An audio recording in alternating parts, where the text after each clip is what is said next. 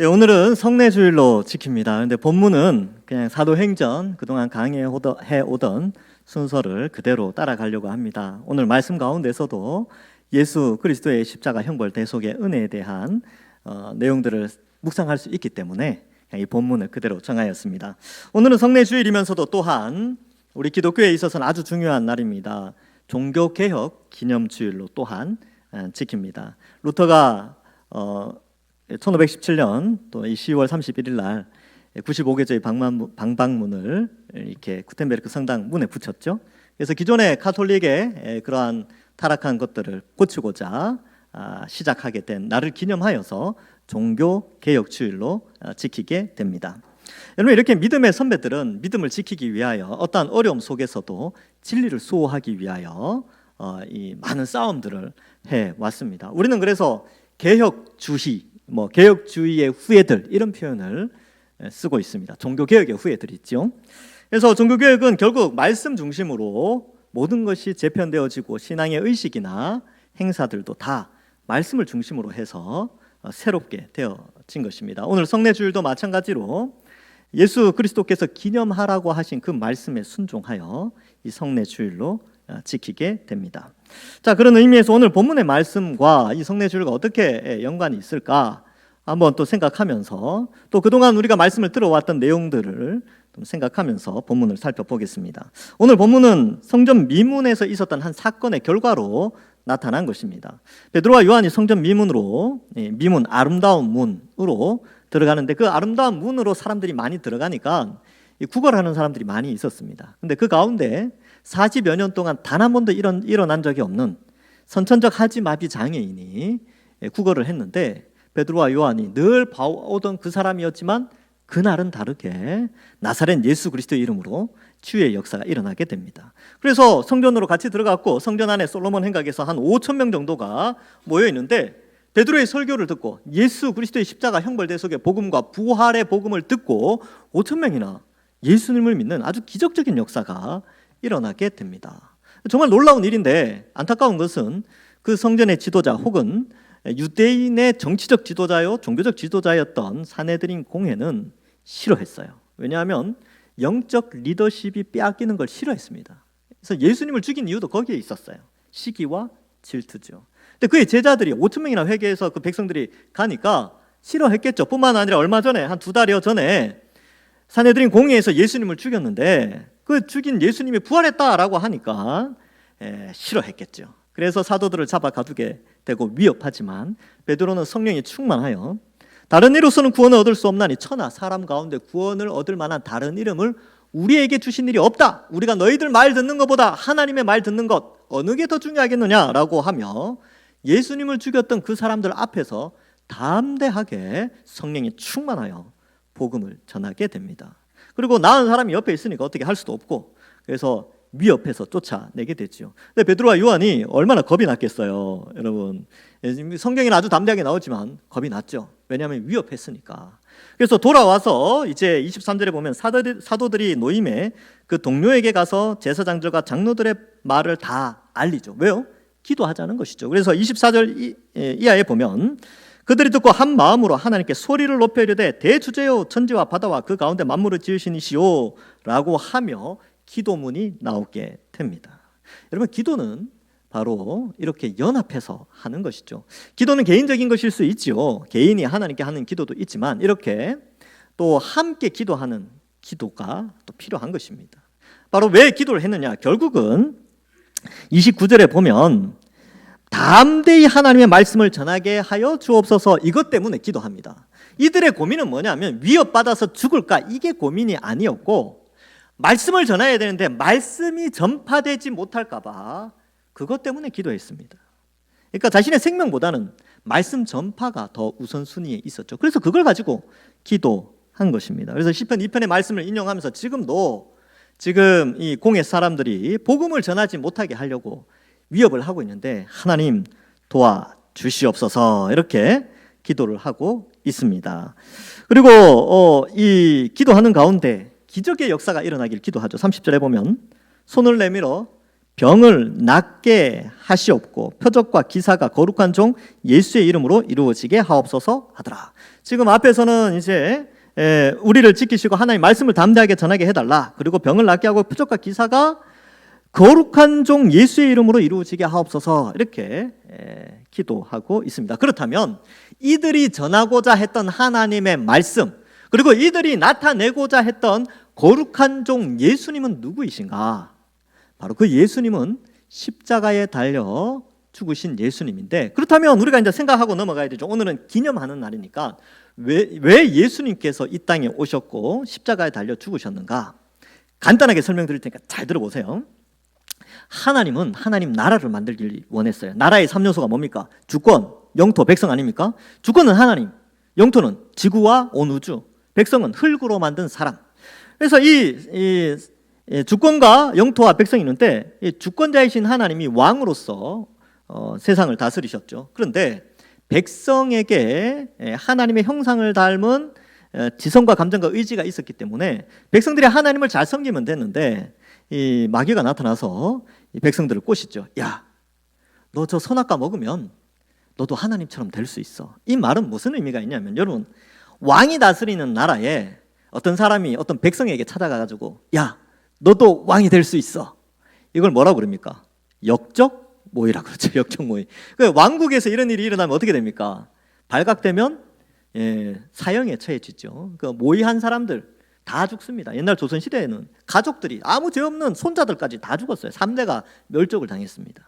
그만큼 왕국의 기틀을 흔드는 주권을 침탈하는 것이 바로 이 역적의 죄인데, 하나님 나라에서 아담과 하와가 하나님이 되고 싶어서 선악과를 먹게 돼요. 그렇게 탐심을 자극해서 인류는 에덴 동산에서 죄를 짓게 됩니다. 근데 그 죄의 결과가 뭐냐? 죄는 당연히 형벌이 따르죠.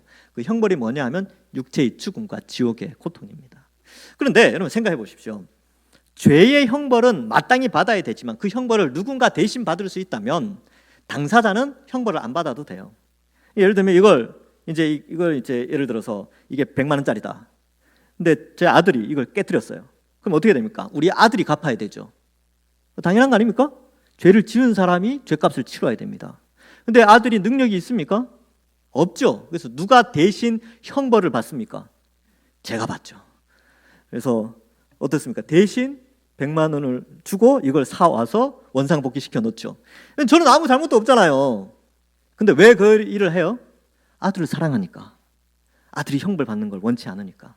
그래서 대신해서 벌을 치루어 주는 것을 형벌대속이라고 합니다. 근데 예수님이 이 땅에 오신 목적이 뭐냐면, 인류가 하나님께 역적죄를 지었는데 그 형벌을 대신 받기 위해서 이 땅에 오셨어요. 그래서 완전한 인간으로, 왜? 인간의 형벌을 대신 치러야 되니까, 죽음과 지옥 형벌을 받아야 되니까 신의 모습으로 오시는 것이 아니라 인간의 모습으로 와야 됐죠. 그래서 인간의 모습으로 오셔서 십자가에서 살 찢기시고 피를 흘려 주신 것입니다. 얼마나 큰 사랑입니까? 얼마나 큰 사랑이에요.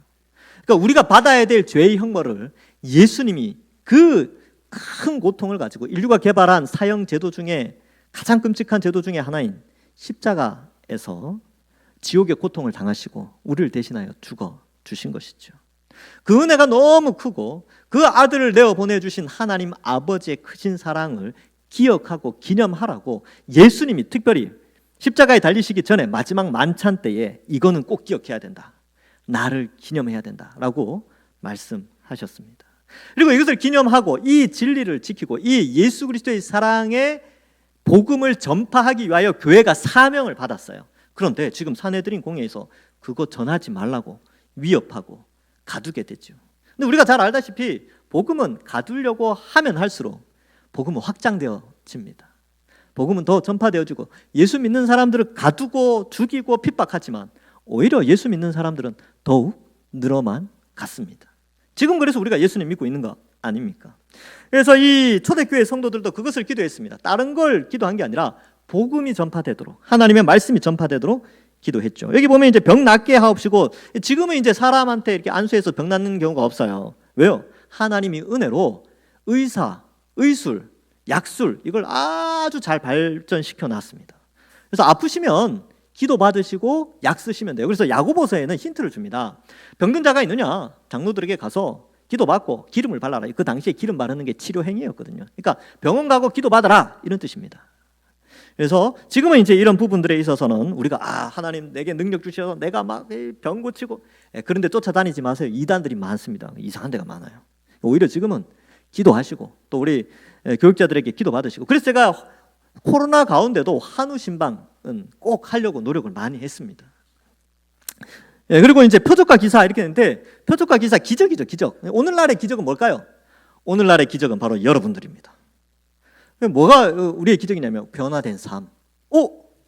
너를 보니까 진짜 하나님 살아계신 것 같아. 야, 너 많이 변했다. 언어가 달라졌네. 전엔 욕을 그렇게 잘하더니만 이제 욕을 안 해.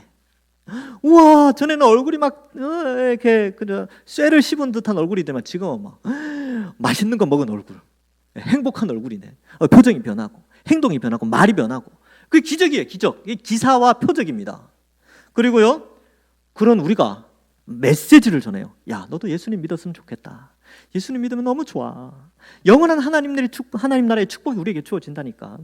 그래서 우리가 원래는 영원한 지옥 형벌을 받아야 되는데, 예수님을 믿고 예수님이 지금 이제 하나님 우편에 앉아 계시지만 우리가 죽어서 영원히 하나님과 함께 있지만 나중에 어떤 일이 벌어지느냐, 구원의 완성이 뭐냐 하면 예수님이 재림하시면 영혼들이 육체를 다시 가지게 됩니다. 이 땅에 이제 예수님 오실 때 이 땅에 있는 사람들은, 예수님 믿는 사람들은 죽지 않고 영원히 사는 몸으로 변화가 일어납니다. 하나님의 약속이에요. 그래서 구원의 완성은 이 지구가 새 하늘과 새 땅으로 변화되어져서 영원히 죽지 않은 몸으로 부활하여 변화되어져서 영원히 하나님과 동행하며 사는 것, 그것이 구원의 완성이지요. 이러한 메시지를 전하는 거죠. 이거 전할 용기가 없으면 그래도 교회 와서 들어봐라 라고 하는 그런 메시지를 전하니까 사람들이 깜짝 놀라죠. 우와, 도대체 너에게 무슨 일이 일어난 거냐.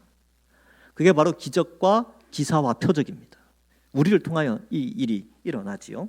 31절에 보면 빌기를 다함에 모인 곳이 진동하더니 무리가 다 성령이 충만하여 담대히 하나님의 말씀을 전하니라, 이렇게 기록하고 있습니다. 여러분, 성령 충만하면 하나님의 말씀을 담대히 전하게 되고요, 성령 충만하면 하나님의 말씀을 제대로 이해하고 기억하게 되고, 성령이 충만하면 기도하게 됩니다.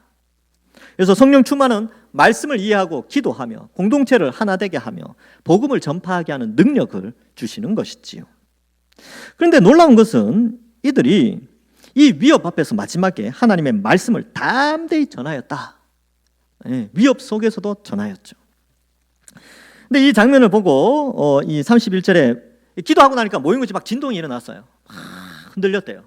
근데 이 장면을 보고 이 초대 교부였던 크리소스톰은 이 본문을 해석하면서 이렇게 말합니다. 그럼으로써, 기도를 통하여 기도를 함으로써 그들은 더욱 흔들리지 않았다. 이걸 이제 반어적으로 보여준다는 겁니다. 그 땅은 진동하였지만 그들의 신앙은 흔들리지 않았습니다. 그 어떤 위협 속에서도 신앙이 흔들리지 않고, 예수님이 우리의 죄의 형벌을 대신하여 십자가에 죽으시고 부활하시고 나중에 다시 오셔서 그 예수님을 믿는 자들은 영원한 하나님 나라의 축복, 영생 복락을 누리게 해준다는 이 복음의 메시지를 담대히 전했다는 것이죠. 흔들리지 않았습니다. 말씀을 맺습니다. 여러분, 우리도 이 땅을 살아가면서 예수님 믿을 때 때로는 어려움이 있습니다. 여러 가지 이제 지난번에는 코로나가 있었죠. 이제 또 경제 침체, 또 세계적인 인플레이션, 또 우크라이나 전쟁, 앞으로 그러면 그거 다 끝나면 편안할 것 같습니까? 아니요. 또 다른 파도가 우리에게 몰려옵니다. 그러나 그때마다 이런 핑계 저런 핑계 대고 신앙을 포기하겠습니까? 흔들리면 안 됩니다. 흔들리지 마시기 바랍니다. 믿음을 지키고, 초대교회 성도들은 목숨의 위협 앞에서도 하나님의 말씀을 담대히 전하고 믿음을 지켰던 것처럼 이 시대에 우리는 어떠한 환경 속에서도 나를 위하여 십자가에 달려 죽으신 예수 그리스도의 십자가 형벌 대속의 은혜 기억하시고 굳게 신앙 붙잡으시고 이 땅의 짧은 100년을 바라보는 것이 아니라 영원한 하나님 나라를 바라보고 제대로 투자하시는, 제대로 무엇이 진짜인지를 깨달으시고 가지고 있는 신앙에 흔들리지 않고 믿음 생활 잘 하시는 우리 모든 주의 백성들 되기를 주님의 이름으로 간절히 축원합니다. 기도하겠습니다. 하나님 감사합니다. 우리를 택하여 구원하여 주시고 예수님 믿어 천국 소망하며 살게 하여 주시니 감사합니다. 요동치는 세상 가운데 우리의 믿음은 오늘 말씀의 제목처럼 흔들리지 않는 신앙으로 굳게 세워 주시옵소서. 감사드리옵고 예수님의 이름으로 기도하옵나이다. 아멘.